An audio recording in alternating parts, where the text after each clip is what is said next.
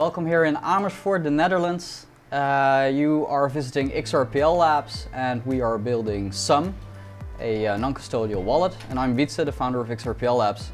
And I'm going to explain a little bit today about how users interact with the XRP Ledger, because we know it's a decentralized network, we know it's blockchain, we know it's always there, it's always on, but how do you reach it? You may not even think about it that much, but let's say I pick up my phone and I open Sum.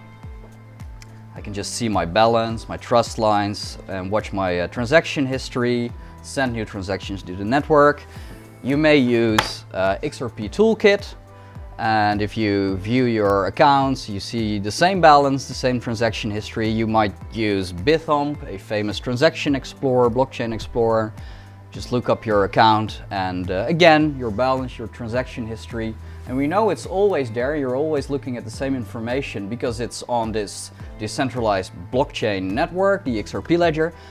But how do you reach that network? How does Sum know where to fetch your balance? How does XRP Toolkit know where to fetch your transactions? How does Bithump know where to fetch all this information? Well, that's a pool of servers basically being contacted by all these different apps and platforms, and there are multiple pools like that.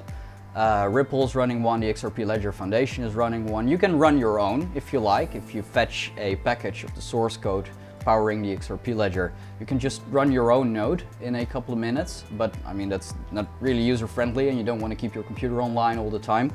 So there are a couple of these pools where you connect to, and one of the most used pools, the most commonly used pools, is XRPLcluster.com, a project by the XRP Ledger Foundation, and a lot of ecosystem participants contribute time, resources, capacity to this pool. And you can actually see that happening. I opened my debug console in the browser. As soon as I start interacting with an account on XRP Toolkit, you can see it sets up a connection to XRPL cluster. Same thing happens here at the Bithump Explorer, and you can even see multiple of these pools and select one in Sum. If you go to Settings and you go to Advanced, you can select the node, the cluster, the pool, and XRPLcluster.com is the standard pool. You can also select, let's say, s2.ripple.com or one of the test nets. Well, this looks like just a domain, XRPLcluster.com. Sounds like I can visit it. You can, and you will find this website. But that's actually not what it's about. If you press the Start Now button on XRPLcluster.com, you can press the Connect button. You will see a sample. What happens here is, well, you can see in 158 milliseconds, I'm being connected to the XRP Ledger, and I can see the ledger numbers, and you can see it increment every 4 seconds because a new ledger closes. And this is not just one machine sending this information to you. That wouldn't be redundant, and that wouldn't be able to handle 13,000, 14,000, 20,000 connections simultaneously. That's a whole pool of servers, and these servers are being operated by me, for XRPL Labs, by individuals contributing enterprise-grade hardware to this pool, to the XRP Ledger, and all these servers work together to allow people to interact with the XRP Ledger. My name is Robert Swarthout, and I run both XRPL Full History Node and Validator. In the summer 2020, I was fortunate enough to have won the PayString Hackathon, and with my winnings, I was trying to find a way to reinvest back in the ecosystem. After some conversations with Wietse, we settled on setting up and running a full history node would be the most beneficial. I was up and running in the fall of 2020. My full history node sits behind the XRPLcluster.com cluster of servers that support many of the requests that your XRPL wallets probably interact with. So I just explained about your browser and a client like Sum on your smartphone connecting to XRPLcluster.com and the XRPL nodes, and I'm going to use the whiteboard to explain it a little bit more to make it a bit more concrete. So let's say you are here with your smartphone and you want to fetch your balance and transaction history, or you're using XRPToolkit.com on your laptop. So how do you actually reach out to the XRPL? How do you connect? So there are all these nodes here, and together they are the decentralized XRP ledger, and they all talk to each other. So they all have relationships, trust relationships with each other, and connect to each other.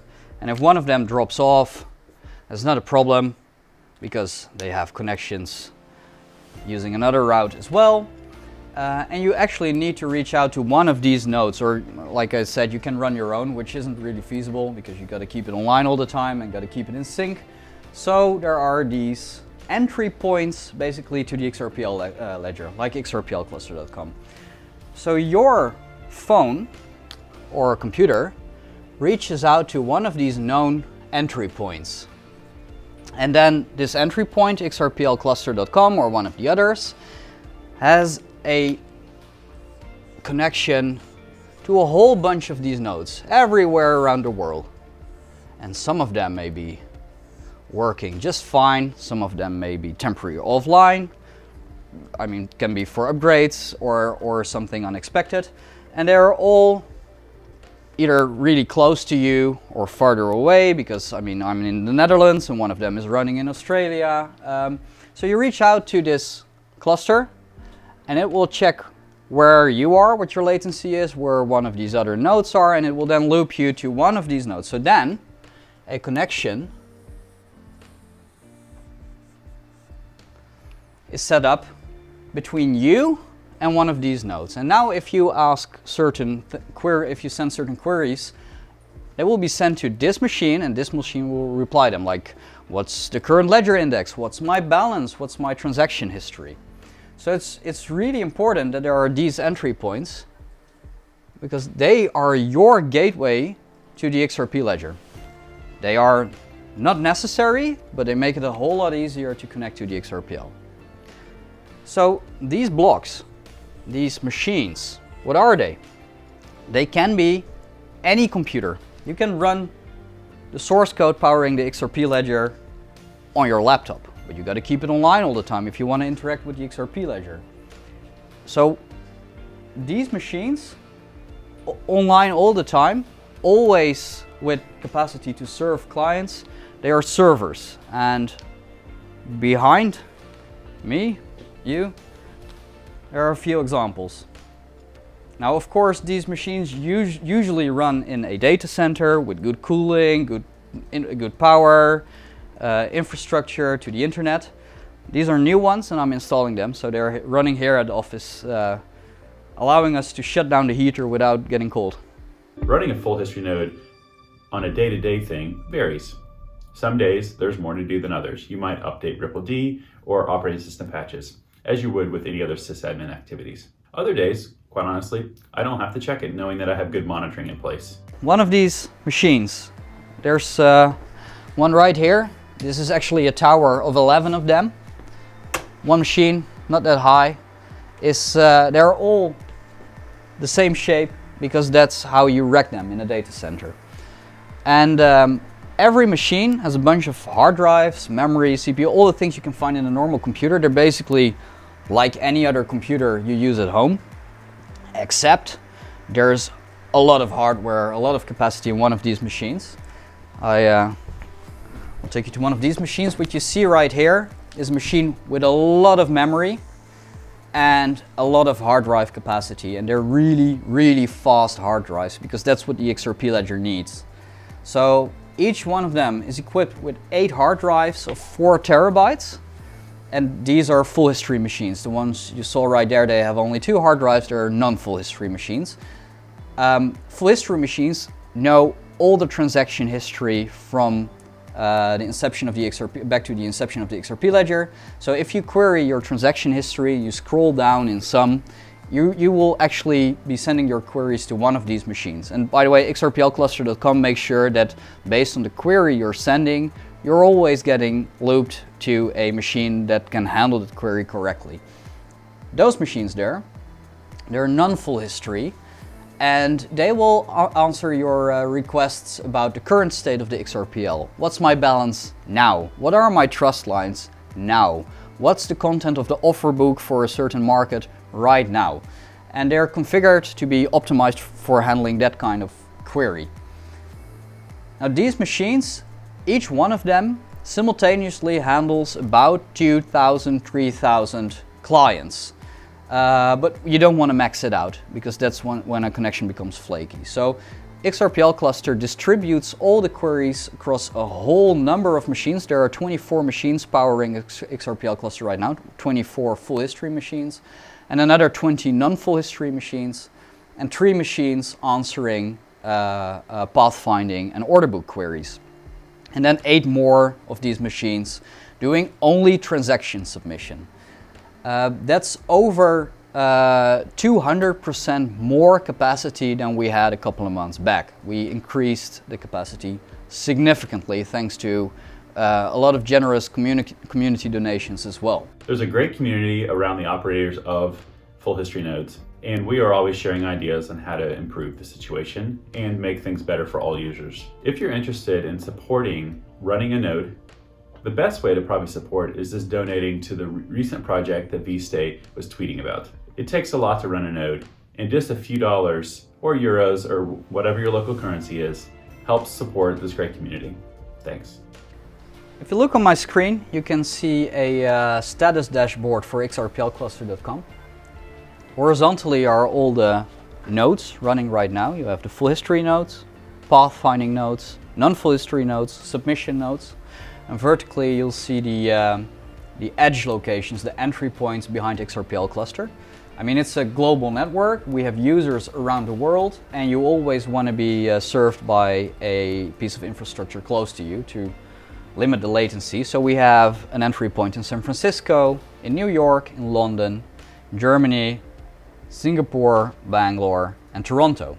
So when you connect to XRPLcluster.com, this is actually funny to show. If you go to XRPLcluster.com right now, you on your smartphone, in the upper right corner, you will see the node closest to you serving you the connection. So I'm being looped to London right now. If I refresh a couple of times, you might as well see it switch to Germany. And the good part is that if there's an outage, which rarely happens, but let's say the entire cluster in London drops off, it will automatically notice and loop you to probably Germany based on low latency if you are here in the Netherlands. Now, all the numbers here between the horizontal nodes and the vertical edge locations are the amount of clients being served right now. The interesting part is that we wrote code to detect the health of a specific node, and if a node isn't healthy, all clients will be automatically migrated to one of the other nodes, or scattered basically around over the other nodes close to you. And that's really helpful because this happens seamlessly and the client won't notice. And the way this works, and you can see it right here, we have a piece of monitoring running here. Every 15 seconds, a monitoring application reaches out to all these nodes and it fires a couple of queries. What's the current ledger? What's your transaction history? And if the node doesn't reply, doesn't give the expected response, or takes too long to do so, we consider the node unhealthy and we migrate all the clients. And then it automatically, if 15 seconds later the node is behaving again, or a minute later, it will start accepting new client connections. If a node is offline for too long, or the response is really unusual, then we'll get a notification, we being the people contributing time, resources, skills to the XRPLcluster.com maintenance and the ones operating the nodes. Everything is clear right now. If you would see a line behind it, there's something wrong with a node. Now, you can imagine that if, let's say, you have 8 full history nodes running around the world serving all these clients, if one drops off, or maybe 2 drop off at the same time, you will definitely feel it in available capacity, especially with, well, right now we're looking at 12K connections. We've seen moments with 30K connections. So what we did recently was expand the capacity. So we went, here you can see, we went from 4 full history nodes to 8 full history nodes to, I believe right now you're looking at 14 nodes, and there's a whole bunch of more nodes here on the left on the office floor being installed and syncing up to the network and doing performance tests to see if they're ready to be shipped to a data center. So let's open one of these machines to look what is inside. And I'll explain a bit about the cables going in and out of the machine after. So, the insides of an XRP Ledger node. We have 2 CPUs, a whole lot of memory, and here are the hard drives, and they are accessible from the front, so you can easily swap it if one needs replacement. And right here we have the network card, 10 gigabit connection, and a really interesting part sits right here. You see a cable going in here. Let me close the machine again because the fans spin up as soon as you open it. It's quite noisy actually. This is my favorite part of the machine. It has a separate network connection. You can see right here that the machines are primarily connected using these fiber cables to the internet. And there's a dual power supply right here, so if you lose one power feed, it still runs on the other one. And the internet connection is really nice as long as everything is working. But I explained it, we are installing these machines here and then sending them around the world to people who are going to install them in different data centers, because we need redundancy and we want machines with low latency connections around the world to people actually connecting to the XRPL. Now, what if something doesn't work, right? If the process serving clients is failing, we can just log in over the internet and restart the process. But what if maybe a hard drive is failing? Or what if the entire machine is powered down for some reason? Then we can use a secondary network connection, a internet connection, but of course firewalled. And any one of us maintaining this infrastructure can log into the machine even if it's powered off through this internet connection, because what sits behind here is basically a mini computer inside this big computer. And even if it's powered down, we can sign in and remotely from anywhere around the world see what's happening. If there's hardware that's failing, if the machine is powered down and we can power it on, if the heat inside the machine is too high, if there's maybe a piece of memory broken. So that's amazing technology to allow us to keep everything in check and to maintain everything, no matter where we, the people maintaining this, are and where the servers are. So I'm gonna sign into this machine, FHD03, to show you how you manage one of these machines. So these machines don't come with a user interface, they don't come with a desktop, you can't control them with a mouse because they just need to do one thing really good, and it is to serve the end users using the XRPL with transaction information and a connection to the XRPL. So I'm gonna sign in from my terminal into one of these machines. In this case, I was just pointing at machine 03, so let's sign in there. And this is what it looks if you are signed into one of these machines. And the way you control them is just by using commands. Commands to control the machine, the operating system, the XRPL node. So let's say I want to know how busy it is. I will type htop and you can see what it's doing, and you can see all the CPU threads. So these are the processors, and you can see how busy they are, every individual core. You can see the memory and how much memory is being used. So to compare this, an average laptop comes with maybe 8 or 16 gigabytes of memory. This machine is equipped with 378 gigs of memory, which is a lot. And you can see that it's running XRPl, which is the software powering the XRPL. It's the name of the program, the application that's serving all the clients. And now if I want to see how the actual node is behaving, I can type XRPl server _info.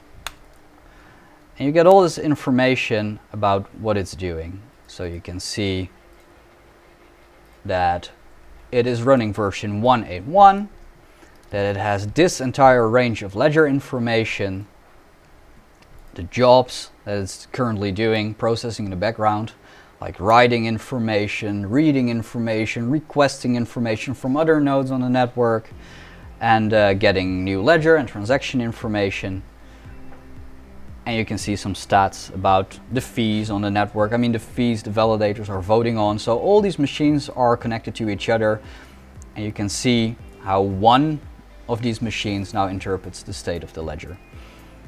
So while most machines, most of these servers I just showed you are going to be sent to data centers, we're going to keep a couple of them here in Amersfoort because we want easy access to maybe swap out parts and see what works and what doesn't, to basically experiment on the configuration that works best performance-wise for the XRPL. So we installed some nice stuff, some nice gear in the basement at the office. So here we are in the basement of the office, and you can see this 19-inch rack here, and it actually explains why the machines I just showed you upstairs, the servers, have this strange form factor. They are really wide and deep and only 1 unit in height, and every marker here is exactly this 1 unit. So these servers slide straight into this rack. It's a standardized format around the world, and in all data centers you will find racks like this one, and it allows you to slide a server into the rack and out of the rack and perform maintenance, swap parts really easily. So the servers are going to be installed in this rack as soon as the fiber is installed in about a month by the electrician. And that will allow us to work upstairs without all the noise from these servers.